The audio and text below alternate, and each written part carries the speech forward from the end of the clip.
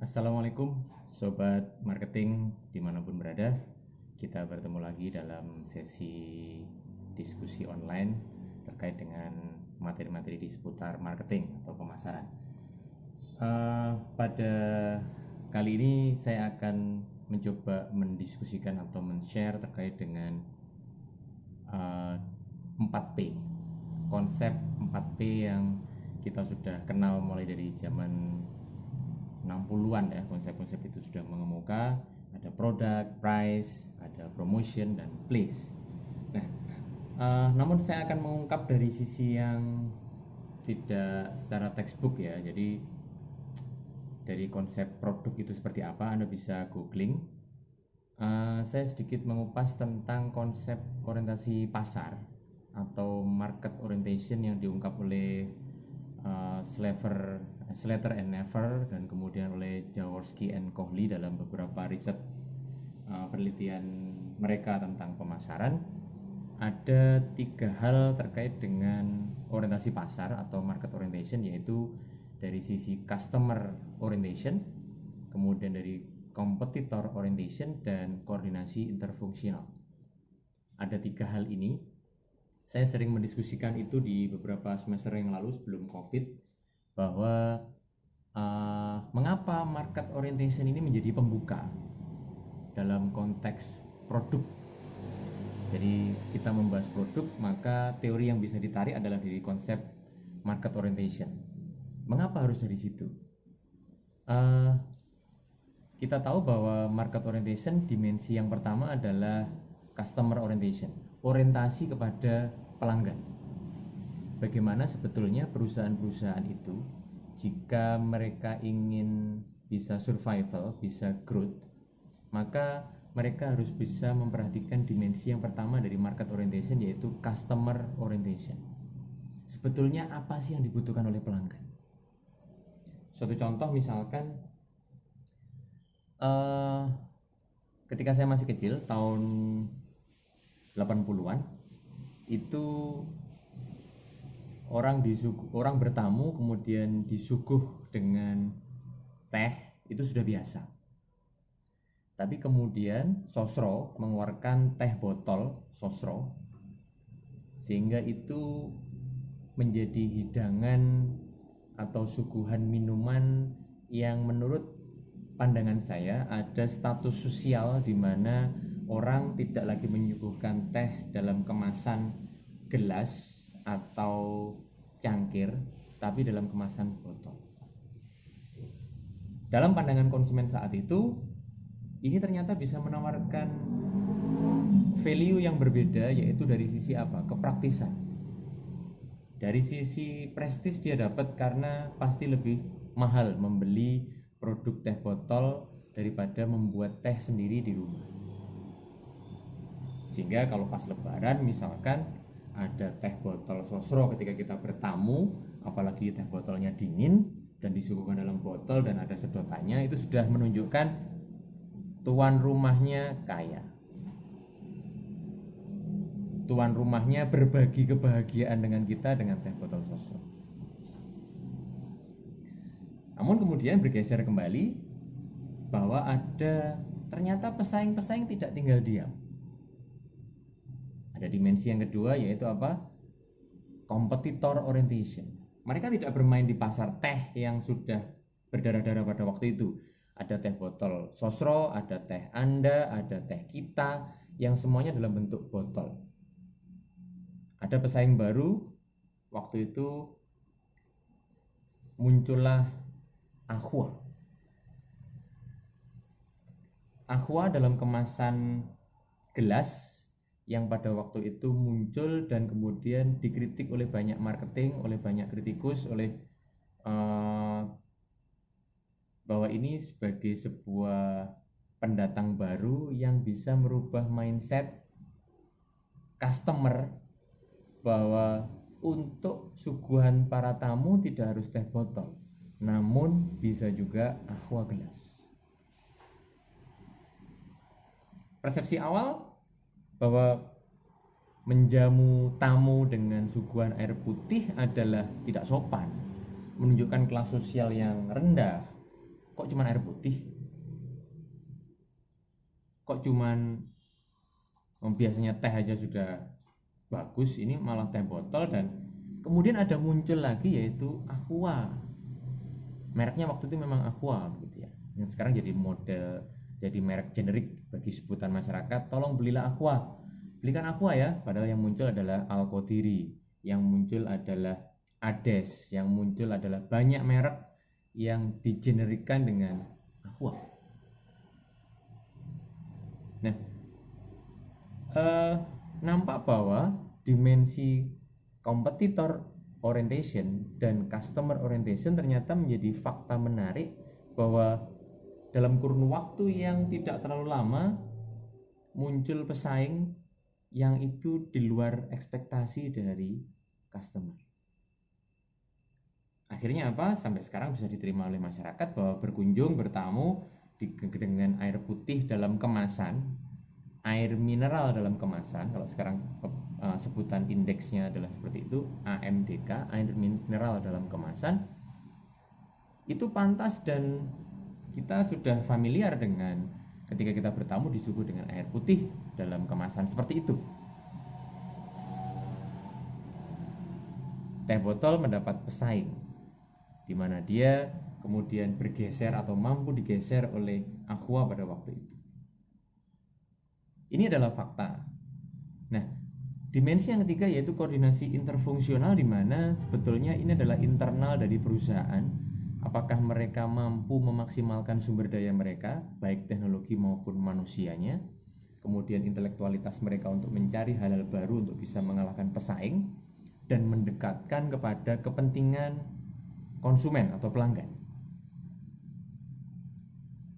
Sebuah contoh menarik, berkembangnya air mineral dalam kemasan, air minum dalam kemasan membuat mereka kemudian berinovasi, membuat mereka terus berusaha untuk membuat produk yang dibutuhkan oleh konsumen.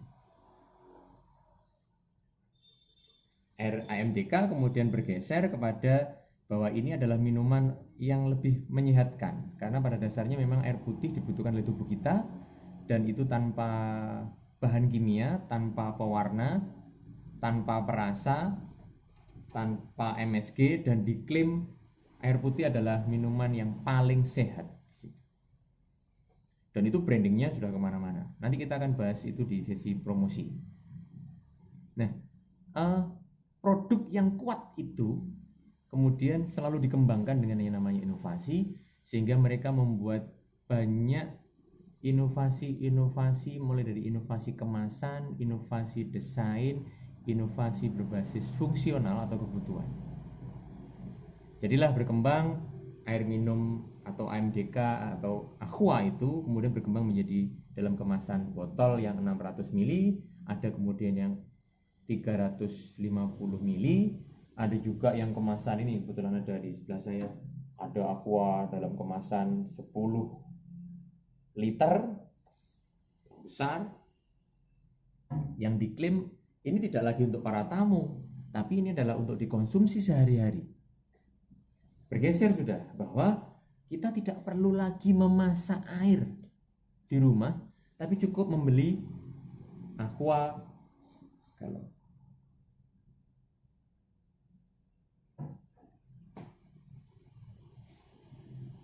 Anda renungkan atau kita bersama renungkan bahwa pergeseran dari apa yang dibutuhkan oleh konsumen, kadang-kadang kita tidak berpikir bahwa ini ternyata kita butuhkan, tapi suatu saat ternyata kita membutuhkannya.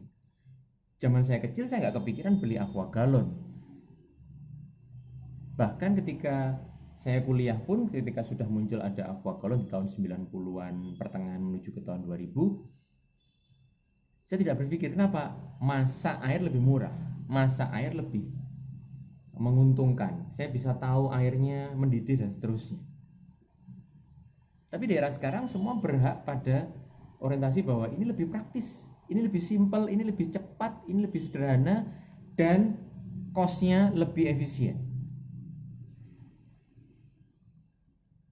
Jadi tidak melulu pada 10 liter kalau kita masak air, Jadi ngitungnya tidak 10 liter kalau kita masak air, itu kompor gasnya habis berapa liter ya? Berapa LPG ya? Berapa ya? Apakah tabung 3 kilo bisa masak berapa liter air ya? Tidak seperti itu. Tapi membandingkannya adalah dari sisi kepraktisan, dari sisi kecepatan memberikan layanan, kemudian dari sisi bagaimana kemudahan dalam mendapatkan, dan kepraktisan.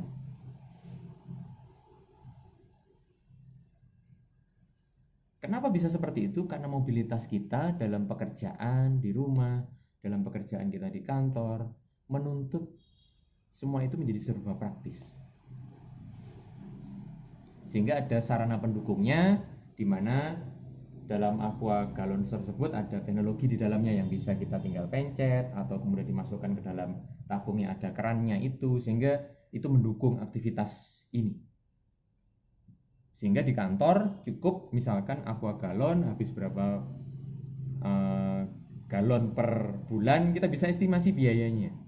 Tidak harus mengandalkan tukang masak air atau tukang laden air supaya mereka bisa menyuguhkan air putih atau minuman yang lain. Ini tentunya bersinergi dengan teknologi-teknologi yang lain. Ada pemanas gitu ya. Ada pemanas di mana air galon itu kemudian kita masukkan di dalam tabung dan ada air pemanasnya atau pendinginnya sesuai dengan kebutuhan kita, sehingga kita bikin kopi dan sebagainya itu lebih mudah dan lebih cepat. Ini fasilitas, ini teknologi, ini marketing. Sehingga apa? Membicarakan competitor orientation maupun customer orientation ternyata dimensinya menjadi lebih luas. Nah, coordination interfungsional atau interfungsional dalam konteks ini adalah bagaimana sebetulnya perusahaan bisa merumuskan kekuatan dan kelemahan dari apa yang mereka miliki. Dari apa yang mereka miliki. Suatu contoh adalah dulu kita mengenal mobil Timor di tahun 90-an. Itu adalah mobil lokal Indonesia pertama yang diklaim kita mampu membuat mobil nasional, mobil Timor. Padahal kita kerjasama dengan Korea dan banyak aspek politik yang di situ. Ada yang mengatakan bahwa sebetulnya kita tidak siap dengan mobil nasional pada waktu itu karena kandungannya seharusnya 70% adalah kandungan lokal, namun kebalikannya justru kita hanya punya kandungan lokal 30%, yang 70% diimpor atau build up dari Korea. Itu membuat kalang kabut bisnis otomotif di Indonesia pada saat itu. Kenapa? Saya masih ingat mobil Timor awal new gitu ya, mobil baru itu sekitar 25 jutaan. Sementara pada saat itu mobil sedan keluaran terbaru dari Honda itu di kisaran 40 jutaan. Bayangkan hampir separuh harga. Sehingga itu mau tidak mau direspon oleh customer, oleh pelanggan dengan meningkatnya penjualan mobil nasional pada saat itu. Namun seiring perkembangan waktu ternyata juga para industri atau ATPM yang ada di Indonesia tidak tinggal diam, mereka merevisi dan mengklaim bahwa ada prospek yang atau ada proses yang tidak benar dalam proses itu, sehingga proses pemasaran dari produk-produk mobil nasional pada waktu itu juga sempat macet gitu ya. Baru kemudian di tahun atau di awal tahun 2000-an muncullah kolaborasi antara Toyota dengan Daihatsu, sehingga lahirlah mobil Avanza dan Xenia pada saat itu.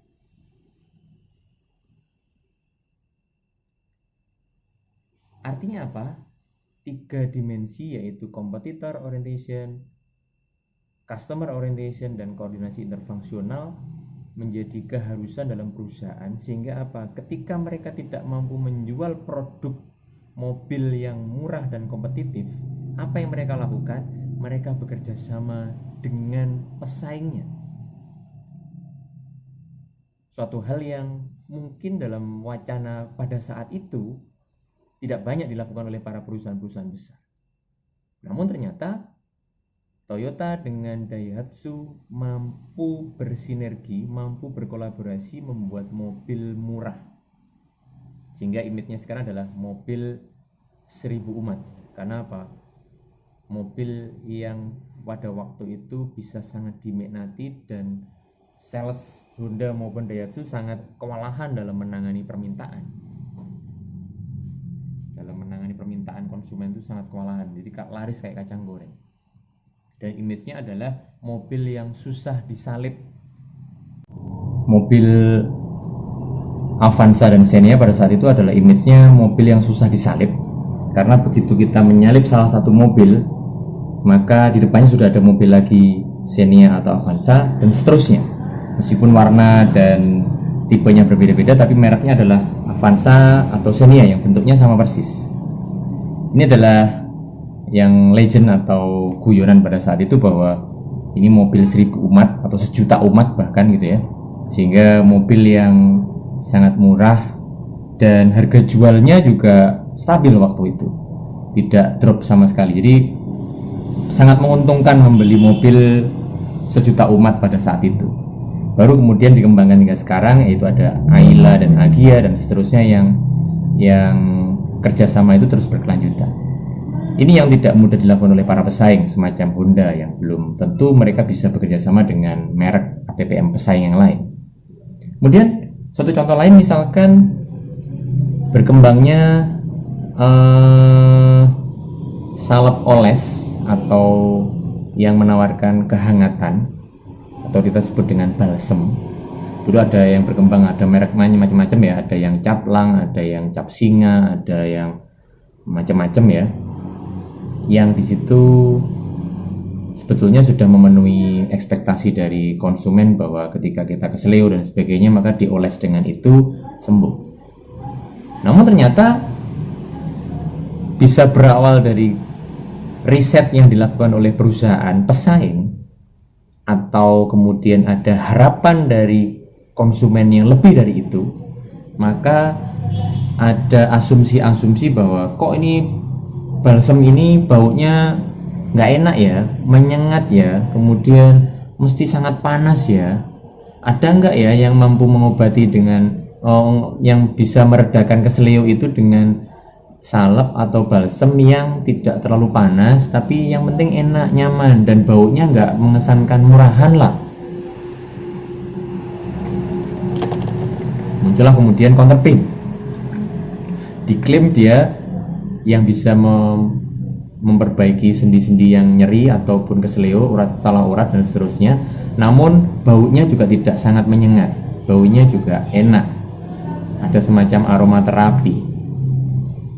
Terus kemudian muncul yang fresh care yang bisa dioles, yang sifatnya lebih cair, yang aromanya juga khas namun tidak seperti balsem-balsem kebanyakan. Itu adalah inovasi, itu adalah perkembangan. Banyak contoh. Satu contoh misalkan kalau dulu kita mengenal dengan istilah korek api. Saya kurang tahu persis ini ada sejak kapan. Namun kalau kita perhatikan bahwa merek The Palm Tree ini ternyata sudah legend dan pasarnya sudah sangat luas. Saya yakin di seluruh Indonesia mengenal produk ini. Nah, namun pergeseran teknologi, kemudian muncullah kompor gas. Itu masih oke lah ya, kompor gas dan kompor konvensional bersanding gitu ya. Konteks korek api ini kemudian bergeser dengan lahirnya teknologi-teknologi baru. Orang sudah mulai berekspektasi bahwa ini nggak praktis nih, ini tidak tahan lama nih, ini kalau dibawa kemana-mana misalkan dimasukkan ke saku bisa hancur nih, bisa penyot gitu ya, bisa rusak gitu ya, dan ini tidak praktis gitu ya, sehingga kalau kena angin bisa cepat habis. Sehingga lahirlah korek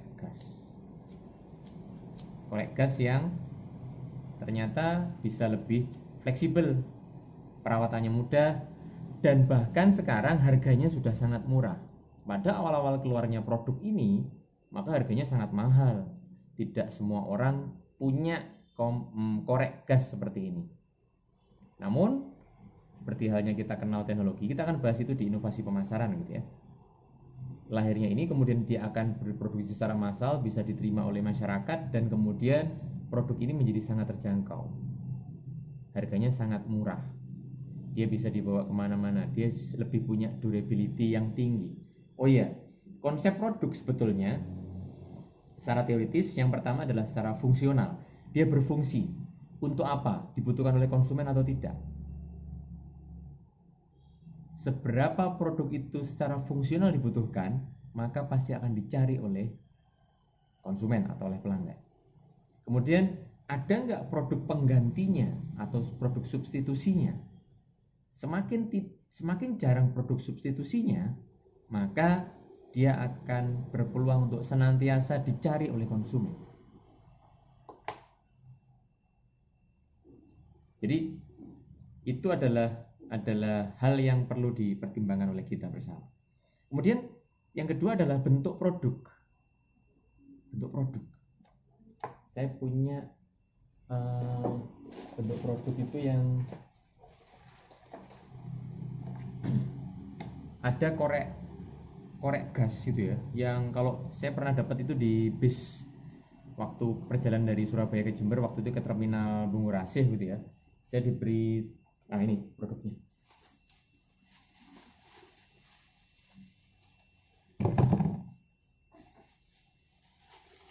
Saya ditawari penjual dengan korek gas yang besar, yang seperti ini. Ini bandingannya yang biasa dimasukkan saku, dan ini yang jumbo gitu ya. Ini jumbo banget, besar. Jadi kalau ditempel gitu kira-kira 4 kalinya. Waktu itu kita dibanding dengan produk-produk lain, harganya cuma 10 ribuan sih. Mungkin sekarang, kalau sekarang mungkin dijual 20 ribuan ya dengan bundling seperti itu. Tapi yang menarik adalah secara fungsional oke, berfungsi. Namun orang membeli produk itu tidak hanya berdasarkan fungsi, tapi juga berdasarkan bentuk produk. Oke, ini easy to use gitu ya, tinggal pencet sudah nyala. Tapi apakah kemudian easy dimasukkan to pocket gitu ya, untuk dimasukkan ke saku? Tidak. Dimasukkan ke tas tidak praktis. Mungkin risiko pecah juga ada. Karena apa? Semakin besar produk, semakin ringkih ini di bawahnya. Durability-nya, easy to use. Kemudian kalau diisi ulang bagaimana? Kan ini ada yang menawarkan isi ulang. Namun juga tidak mudah. Kenapa? Isi ulang begini nih habis berapa gitu ya? Harganya pasti jauh lebih mahal daripada mengisi ulang yang model kecil. Kalau yang seperti ini mungkin justru dibuang dan orang beli lagi. Tapi kalau seperti ini eman-eman mau dibuang gitu ya, karena besar, kecuali udah rusak ya. Jadi kalau kita bicara tentang bentuk produk, apakah produk itu memiliki bentuk yang mudah digunakan, kemudian mudah untuk dirawat, artinya di maintenance gitu ya, misalnya dimasukkan saku atau di mana gitu ya. Kalau kita bicara untuk produk-produk yang lebih besar, misalkan apakah produk itu ketika rusak bisa diservis nggak? Bisa di maintenance nggak ya? Ada nggak jasa tukang servisnya di situ? Maka tidak heran ketika kita membeli produk-produk misalkan sepeda motor Cina yang tahun 90-an atau tahun 2000-an awal sempat muncul, kemudian sekarang hilang di pasaran begitu ya, karena mereka ternyata tidak menyediakan jasa servis yang bagus. Kemudian suku cadangnya kalau rusak susah dicari, atau tidak tersedia suku cadang yang lengkap di situ, sehingga orang akhirnya memiliki value bahwa, ini yang teori yang ketiga, bahwa produk itu di samping secara fungsional kena, secara bentuk produk dia juga nyaman, dan secara value dia mudah nggak untuk bisa mendapatkan servisnya. Kalau mau saya jual, misalkan saya punya sepeda motor ini, kalau saya jual kira-kira jatuhnya harga parah nggak ya? Kalau masih untung di harga jual kembali, artinya tidak rugi-rugi banget dengan apa yang sudah saya peroleh, kayaknya saya membeli produk ini. Satu contoh untuk beberapa kategori untuk beberapa kategori ternyata produk-produk ATPM dengan merek-merek yang sudah melegenda semacam Honda, Suzuki atau Kawasaki, Yamaha gitu ya. Maka image yang beredar di pasaran, ini image ya, untuk produk Honda itu nilai jual kembalinya lebih besar untuk sepeda motor. Tapi untuk mobil Toyota itu memiliki nilai jual yang lebih bagus untuk beberapa tipe produk mereka. Meskipun untuk beberapa tipe seperti untuk tipe lain, untuk merek lain misalkan di Mitsubishi, maka harga jual Pajero misalkan memiliki nilai jual yang lebih tinggi juga daripada Fortuner, atau masih di kisaran yang unda-undi lah, bahasa Jawanya begitu ya, tergantung kualitas produk barangnya juga. Artinya dalam konteks persaingan harga jual kembali antara Fortuner dengan Pajero dengan kualitas barang yang sama, maka harga jual kembalinya masih bagus. Nah, kalau bicara sepeda motor misalkan Honda, maka dia punya after sales yang lebih bagus daripada pesaing-pesaing yang lain semacam Suzuki, Yamaha. Saya juga tidak tahu apakah kemudian itu mengindikasikan bahwa produk mereka jelek atau spare partnya mahal, itu kan hanya rumor sebetulnya. Tapi tidak ada data spesifik yang bisa membandingkan itu. Namun, apakah ini juga permainan harga? Namun fakta di lokalan begini, di pasar lokal begini, harga jual after salesnya Honda ternyata lebih mudah terjual dan harganya juga tidak terlalu jatuh dibanding dengan pesaing yang lain. Ini adalah konsep produk gitu ya. Belum ketika kita melihat atau kembali ke teori tadi bahwa customer orientation ternyata apa yang diharapkan oleh customer ternyata bisa melampaui gitu ya. Ekspektasi konsumen ternyata bisa terlampaui. Suatu contoh, dulu kita berharap adanya kemampuan laptop itu yang punya kemampuan menyimpan atau hard disknya itu cukup besar gitu ya. Pada awal-awal berkembangnya laptop muncul hanyalah 10 giga, itu sudah sangat tinggi tahun-tahun 90-an itu ya. Kemudian tahun 2000-an sudah meningkat menjadi 20 giga, ada yang bermain di 30. Tapi sekarang sudah bermain di level yang cukup tinggi gitu ya. Namun juga kalau kita bisa melihat ternyata ada fasilitas lain, yaitu hard disk eksternal misalkan.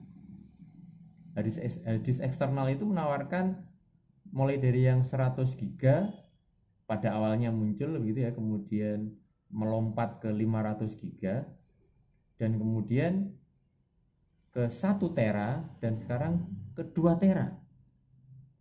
Antara 1 tera dengan 2 tera harganya hanya selisih 300 ribuan. Bentuknya yang dulu besar sekarang menjadi kecil. Kebetulan saya punya contoh ini ya, yang kecil. Kalau dibanding dengan korek aja begini ya, bentuknya kecil. Ini sudah 1 tera, bahkan yang 2 tera juga seukuran begini aja, cuman dalamnya lebih tinggi lagi kapasitas kemampuannya. Kita tidak membayangkan bahwa hard disk eksternal yang 1 tera itu bisa sekecil ini dan setipis ini. Ini adalah konsep produk yang basisnya adalah customer orientation. Orang menghendaki kepraktisan dengan konteks ini. Sehingga apa? Mereka rela menukarkan. Nah, kita melangkah ke konsep harga ya. Orang rela untuk menukar apa yang mereka punya, yaitu uang mereka, dengan barang yang mereka inginkan yang secara fungsional, apakah secara bentuk, apakah secara prestis, apakah secara image itu ternyata menguntungkan mereka. Mereka rela mereka beli. Mereka rela menukarkan uang yang mereka punya dengan barang yang mereka inginkan. Ini yang setidaknya materi yang bisa kita share pada siang hari ini. Suatu contoh misalkan dulu orang menghendaki kalau mau makan itu dengan sambal. Sambal yang enak adalah sambal yang dibuat secara fresh, diulek pada saat itu dan kemudian disajikan. Namun orientasinya sekarang berubah. sambal itu ternyata bisa dibentuk menjadi kemasan dalam kemasan, bisa lebih awet dan tahan lama. Kemudian rasanya ada beberapa varian, bisa dirubah dengan komposisi apakah itu sambal teri, sambal matah, dan seterusnya. Bisa dijadikan souvenir atau oleh-oleh, bisa secara fleksibel disajikan begini saja dan kemudian orang tinggal membuka botolnya, kemasannya, dan kemudian menyajikannya. Higienis karena ditutup rapat dengan aluminium foil, teruji karena ada tanggal kadaluarsanya, dan sehat, diklaim sehat juga. Ini adalah suatu bentuk bahwa ternyata competitor orientation atau customer orientation ternyata berkembang. Koordinasi interfungsional membuat perusahaan bisa menganalisis sebetulnya apa sih yang dibutuhkan oleh konsumen, apa sih yang sudah dilakukan oleh pesaing saya, sehingga berkembangnya produk itu sangat ditentukan oleh pelanggan atau konsumen dan sangat ditentukan oleh keberadaan pesaing itu sendiri. Demikian materi pada hari ini yang bisa kita diskusikan. Saran dan masukan sangat kita tunggu, kita harapkan dari para sobat marketing. Silakan komen di tautan di bawah, like dan subscribe dari konten ini. Terima kasih, kita akan bertemu di konten online marketing selanjutnya. Sampai jumpa sobat marketing. Assalamualaikum warahmatullahi wabarakatuh.